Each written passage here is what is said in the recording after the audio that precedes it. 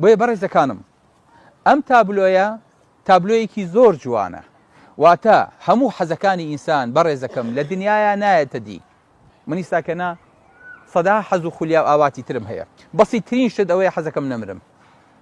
شيطانيش لم كلينوا هاوب آدم قال يا آدم هل أدلك على شجرة الخلد وملك لا يبلى. خواهي قورا أو ملكي دايبا آدم يترسى طواو به وأترسى بمريتو أم ملكي لدس بشي. شيطان لم كلينوا لم بوشيه وهاوب ولاي وتي أي آدم ملكي بيني شامبم كطاو نابه ونجمريت بميني حتى أوكو تا ئەزەلی تر شتێک نەبێ ناوی مردن بێ. ئادەم وتی وەڵڵاهی جالەوە باشترە بێ مردنم لە کۆڵ بێتەوە ئیتر نەمرم و لە ژیان نابم بەردەوام. بردی بۆ سەردارەکە و لەگەڵ حەوایە لە دارەکەیان خوارد. اینجا ئەوە ڕوویدا کە ڕوویدا هەموماناتی لەسەر ئەم زەویە.